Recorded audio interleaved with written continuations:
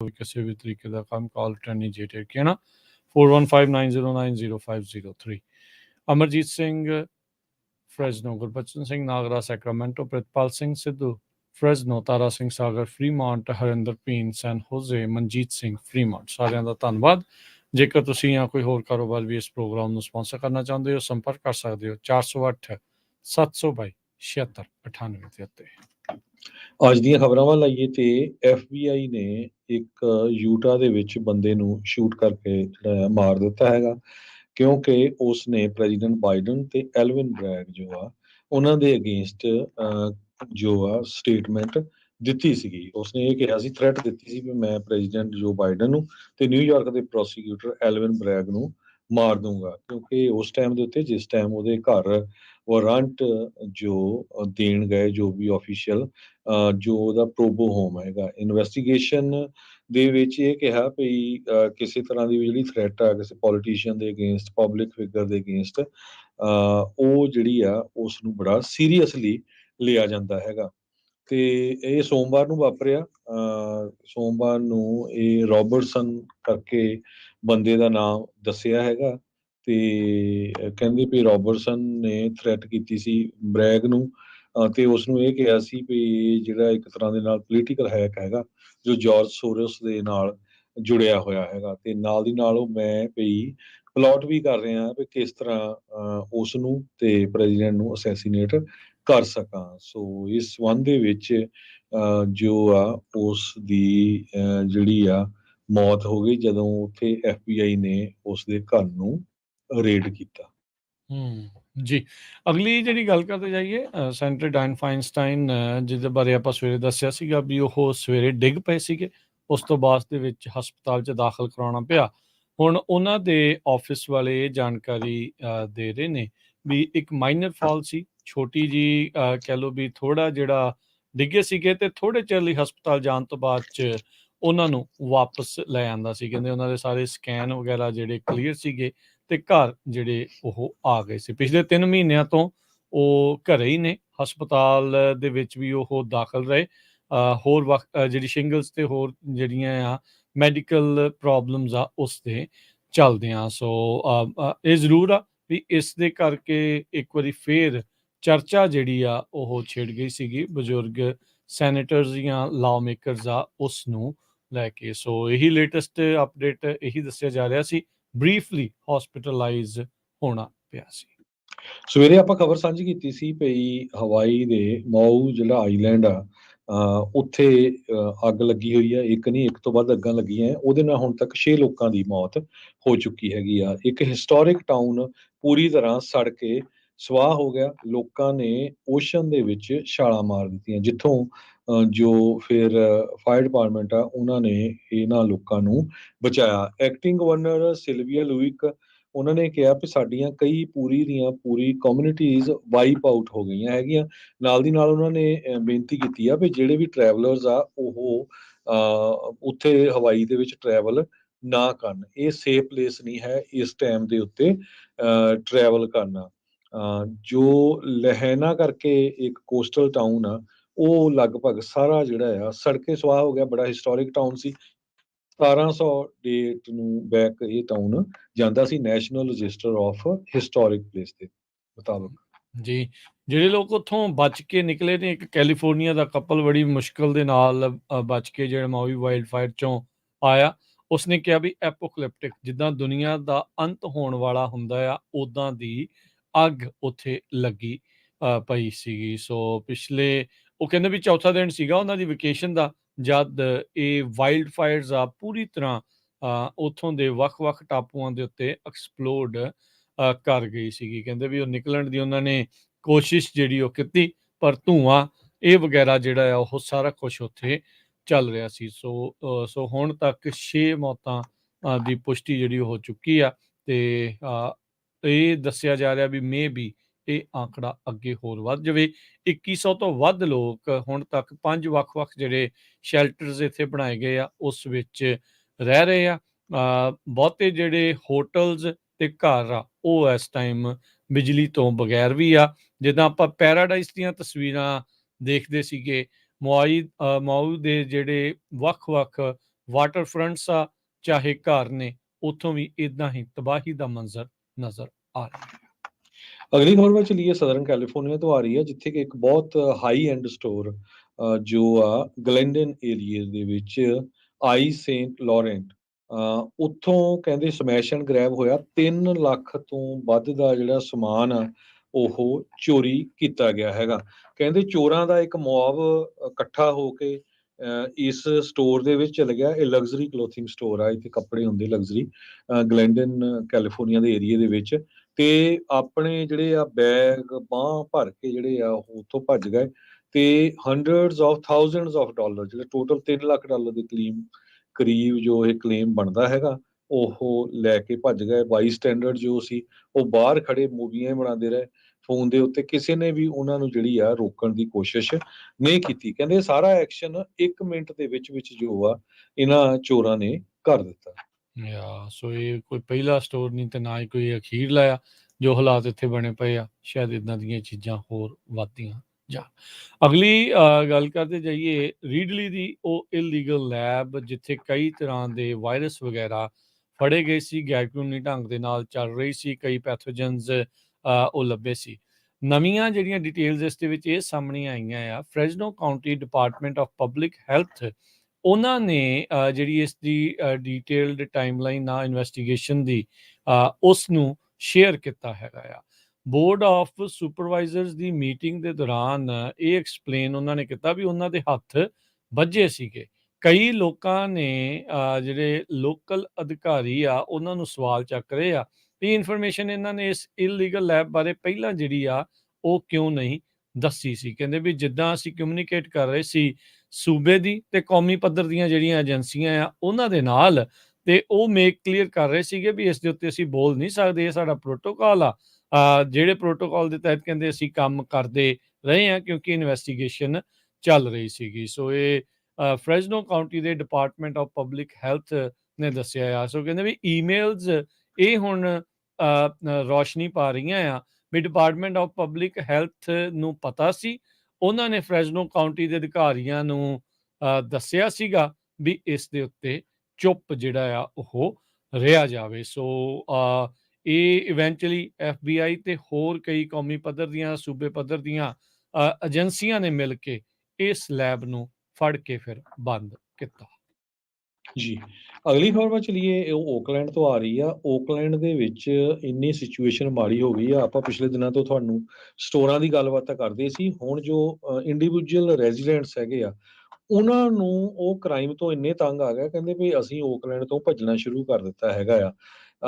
ਹੁਣ ਪੁਲਿਸ ਇਹ ਕਹਿ ਰਹੀ ਆ ਵੀ ਆਪਣੇ ਘਰਾਂ ਦੇ ਵਿੱਚ ਏਅਰ ਹੌਰਨਸ ਰੱਖੋ, ਵੀ ਜਿੱਦਾਂ ਪੌਂ ਪੌਂ ਕਰਨ ਵਾਲੇ, ਤਾਂ ਕਿ ਜੋ ਨੇਬਰਸ ਆ ਉਹਨਾਂ ਨੂੰ ਪਤਾ ਲੱਗ ਸਕੇ ਵੀ ਤੁਹਾਡੇ ਕੋਈ ਰੌਬ ਕਰਨ ਆਇਆ ਹੈਗਾ। ਦੇਖ ਇਦਾਂ ਦੀਆਂ ਇਨਸੀਡੈਂਟਸ ਹੋ ਰਹੀਆਂ, ਤੁਹਾਡੇ ਜਿਹੜੇ ਆ ਲੂ ਕੰਡੇ ਖੜੇ ਹੋ ਜਾਣਗੇ। ਇੱਕ 60 ਸਾਲਾਂ ਦੀ ਬਜ਼ੁਰਗ ਡੇਵਿਡ ਸ਼ਨਾਈਡਰ, ਉਹ ਆਪਣੇ ਘਰ ਦੇ ਵਿੱਚ ਟਰੀ ਨੂੰ ਟ੍ਰਿਮ ਕਰ ਰਹੀ ਸੀ ਜਦੋਂ ਕਿਸੇ ਨੇ ਉਹਨੂੰ ਜਿਹੜਾ ਆ ਗੋਲੀ ਮਾਰ ਕੇ ਮਾਰ ਦਿੱਤਾ।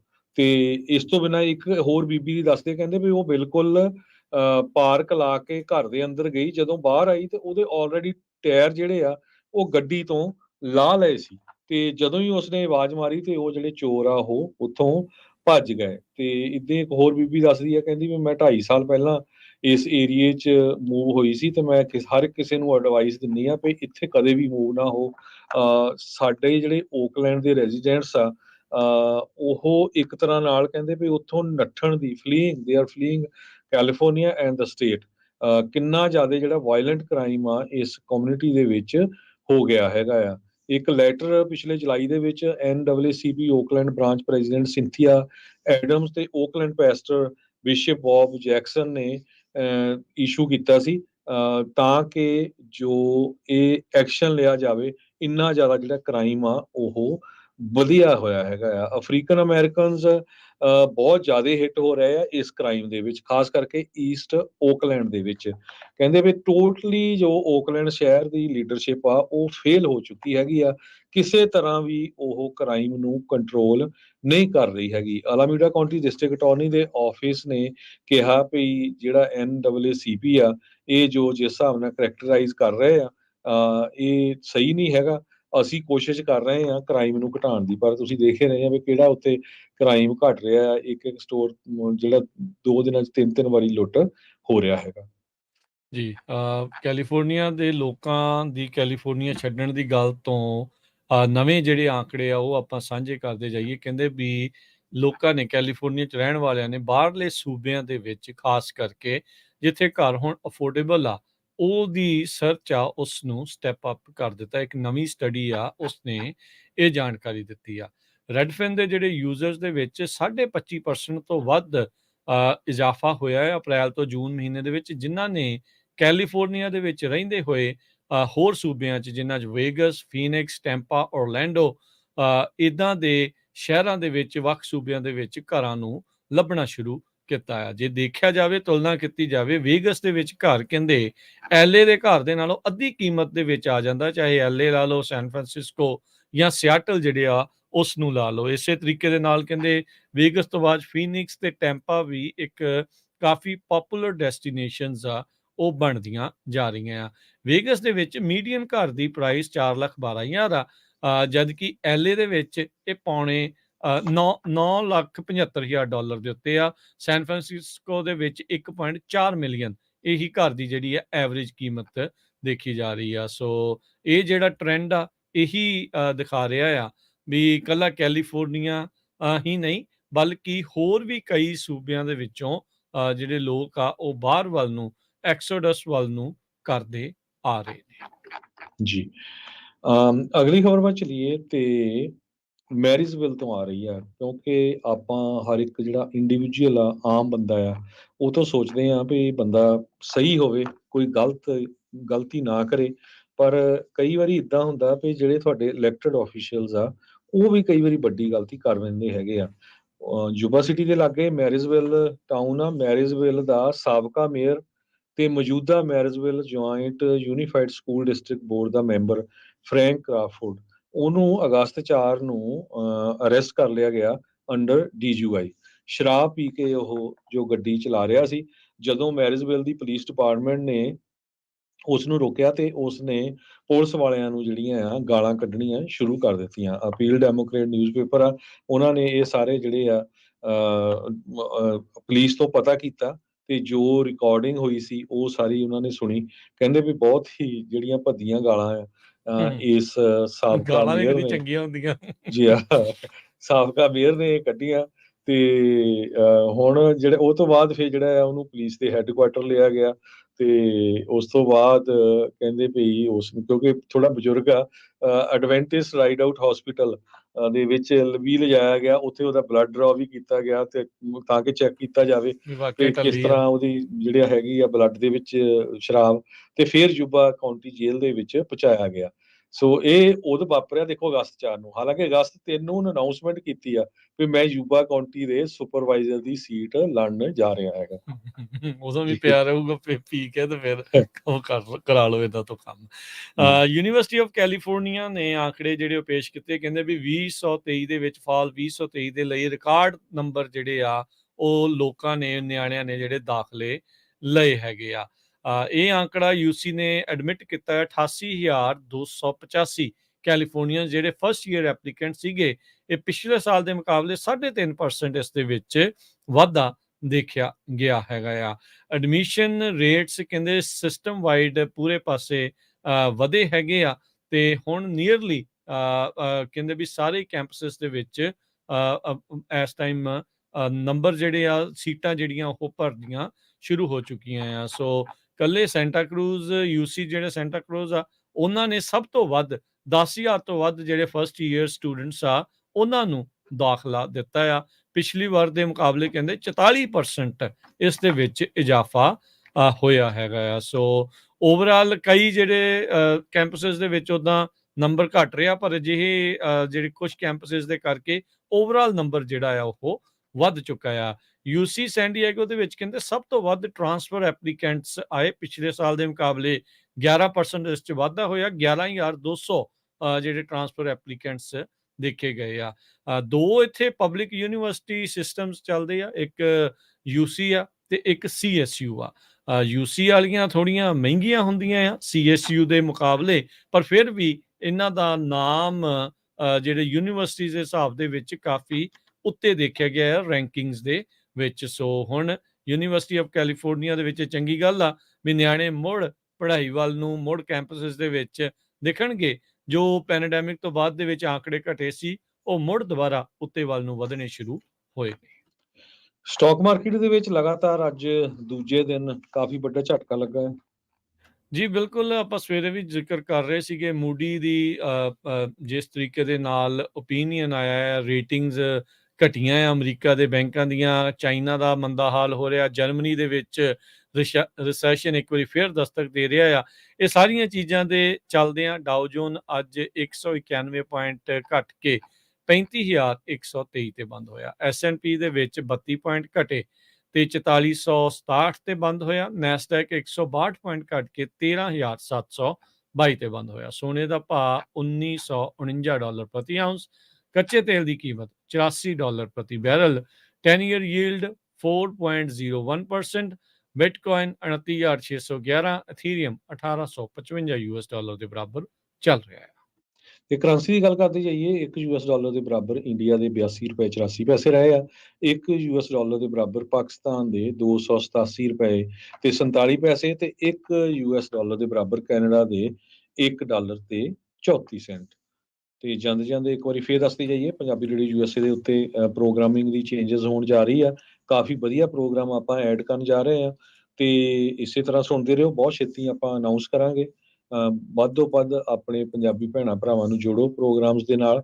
ਤੇ ਨਾਲ ਦੀ ਨਾਲ ਪੰਥ ਪ੍ਰਕਾਸ਼ ਦੀ ਕਥਾ ਜੋ ਸ਼ੁਰੂ ਹੋਈ ਹੈਗੀ ਆ ਪਰਸੋਂ ਤੋਂ, ਉਹ ਸੁਣਿਆ ਜ਼ਰੂਰ ਕਰੋ ਤਾਂ ਕਿ ਪਤਾ ਚੱਲੇ ਵੀ ਜਿਹੜੇ ਸਾਡਾ ਇਤਿਹਾਸ ਕੀ ਆ, ਕਿਸ ਤਰ੍ਹਾਂ ਸਿੱਖਾਂ ਨੇ ਰਾਜ ਭਾਗ ਪ੍ਰਾਪਤ ਕੀਤਾ ਸੀ। ਬਹੁਤ ਹੀ ਵਧੀਆ ਜਿਹੜੀ ਕਥਾ ਆ, ਹਰ ਰੋਜ਼ ਸ਼ਾਮ ਨੂੰ ਤੁਸੀਂ ਉਸ ਨੂੰ ਸਰਵਣ ਕਰਦੇ ਹੋ। ਬਿਲਕੁਲ, 18ਵੀਂ ਸਦੀ 19ਵੀਂ ਸਦੀ, ਸੋ ਉਹ ਪੁਰਾਣੀਆਂ ਜਿਹੜੀਆਂ ਗੱਲਾਂ ਇਤਿਹਾਸ ਆ, ਉਹ ਆਪਾਂ ਇਸ ਕਥਾ ਦੇ ਜ਼ਰੀਏ ਗਿਆਨੀ ਸ਼ੇਰ ਸਿੰਘ ਜਿਹੜੇ ਨੇ ਉਹਨਾਂ ਤੋਂ ਆਪਾਂ ਸਰਵਣ ਜਿਹੜੇ ਉਹ ਕਰ ਰਹੇ ਹਾਂ ਲਗਾਤਾਰ ਰੈਗੂਲਰਲੀ। ਤਕਰੀਬਨ 3 ਕੁ ਮਹੀਨਾ ਜਿਹੜੀਆਂ ਇਹ ਚੱਲਣਗੀਆਂ ਤੁਹਾਡੇ ਲਈ। ਤੇ ਬਾਕੀ ਨਾਲ ਦੱਸ ਜਾਈਏ ਵੀ ਜਿਹੜੇ ਸਟੋਰ ਓਨਰਸ ਆ ਉਹਨਾਂ ਦੇ ਦੁਆਰਾ ਕਾਲ ਦਿੱਤੀ ਗਈ ਆ ਆਉਂਦੇ ਬੁੱਧਵਾਰ ਨੂੰ 16 ਤਰੀਕ ਨੂੰ ਕੈਲੀਫੋਰਨੀਆ ਦੀ ਰਾਜਧਾਨੀ ਸੈਕਰਾਮੈਂਟੋ ਦੇ ਵਿੱਚ ਉੱਥੇ ਪ੍ਰਦਰਸ਼ਨ ਕਰਨ ਦੇ ਲਈ। ਜਿਹੜੇ ਇਸ ਟਾਈਮ ਬਿੱਲ ਚੱਲ ਰਹੇ ਆ $950 ਦੀ ਚੋਰੀ ਨੂੰ ਉਹਨਾਂ ਨੇ ਫੈਲਨੀ ਤੋਂ ਹਟਾ ਕੇ ਮਿਸਡਮੀਨਰ ਜਿਹੜਾ ਕੀਤਾ ਆ, ਜਿਹਦੇ ਨਾਲ ਚੋਰਾਂ ਦਾ ਮਨੋਬਲ ਬਹੁਤ ਵਧਿਆ ਆ।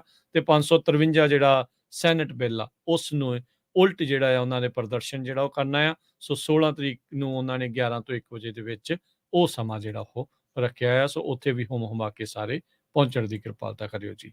ਤੇ ਹੁਣ ਆਪਾਂ ਇਜਾਜ਼ਤ ਦਿੰਦੇ ਹਾਂ ਸਾਡੇ ਦੋਨੇ ਵੱਲੋਂ। ਤੁਹਾਨੂੰ ਸਾਰਿਆਂ ਨੂੰ ਪਿਆਰ ਸਤਿਕਾਰ ਸੇ ਨਿੱਘੀ ਜਿਹੀ ਸਤਿ ਸ੍ਰੀ ਅਕਾਲ। ਜਿਉਂਦੇ ਵਾਸਤੇ ਰਹੋ, ਹੱਸਦੇ ਖੇਲਦੇ ਰਹੋ, ਸੁਣਦੇ ਰਹੋ ਪੰਜਾਬੀ ਰੇਡੀਓ US।